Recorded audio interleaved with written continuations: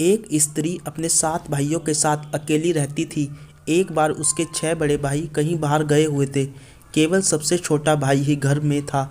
उसने उस भाई को भी बाहर भेज दिया क्योंकि वह उन सबको मारने की तरकीब सोच रही थी। एक दिन जब उसका सबसे छोटा भाई चिड़िया मार कर घर वापस लौटा तो उसने सुना कि उसकी बहन एक हिरन और एक पंख से कह रही थी, अगर वे इस पंख को मार सकें तभी वे मुझे मार सकेंगे। यह सुनकर उसका छोटा भाई वहां से भाग गया। रास्ते में उसे उसके बड़े 6 भाई मिले। उसने उनसे कहा कि उनकी बहन ने उन सबको मारने का प्लान बना रही है, इसलिए उन सबको वहां से भाग जाना चाहिए। यह सुनकर वे सारे भाई वहां से भाग गए।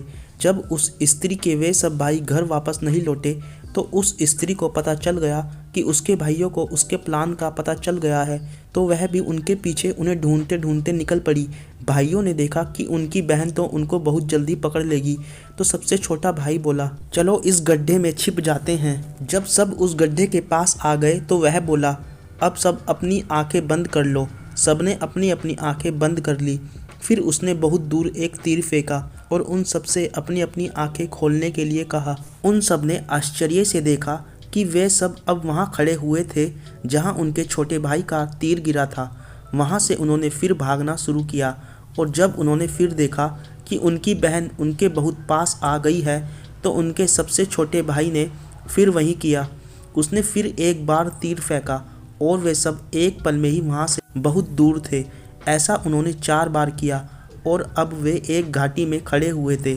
वहाँ वे सब एक पेड़ पर चढ़ गए। सबसे छोटा भाई उस पेड़ पर सबसे ऊपर था।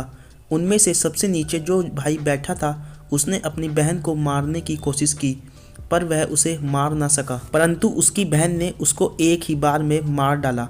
इस प्रकार उसकी बहन ने अपने सबसे छोटे भाई को छोड़कर अपने सब भाइयों को मार डाला। इतने में एक चिड़िया उड़ती हुई आई और उसके छोटे भाई से बोली, वह देख, वह पंख। के छोटे भाई ने बहुत संभल कर उस पंख को मारने के लिए तीर चलाया, पर उसका तीर उस पंख को केवल छू ही सका।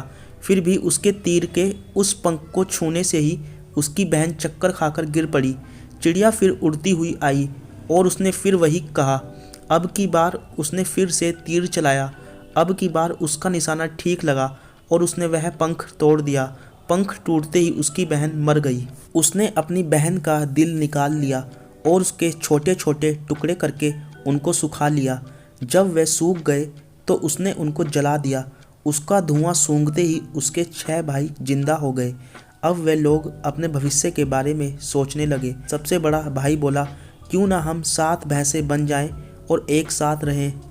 छोटा भाई बोला, नहीं, ऐसे तो लोग हमको मार देंगे। दूसरा भाई बोला, और यदि हम 7 हिरन बन जाएं तो। छोटे भाई ने उनकी यह सलाह भी नहीं मानी क्योंकि इस तरह भी उनको कोई मार सकता था।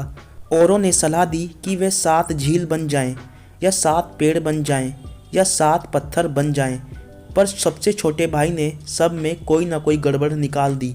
इस पर वे बोले, तो आखिर तुम चाहते क्या हो? छोटा भाई बोला, मैं चाहता हूँ कि हम लोग सब एक साथ ऐसे ही पास पास बैठे रहें, पर यहाँ नहीं, आसमान में, और फिर आने वाले समय में लोग हमारे बारे में कहानियाँ कहा करेंगे। सबने पूछा, वह कैसे? और फिर 7 तारे बन गए और एक साथ रहने लगे। वे ही 7 तारे हमें आज सप्तऋषि मंडल के रूप में आसमान में हमेशा एक साथ दिखाई देते हैं।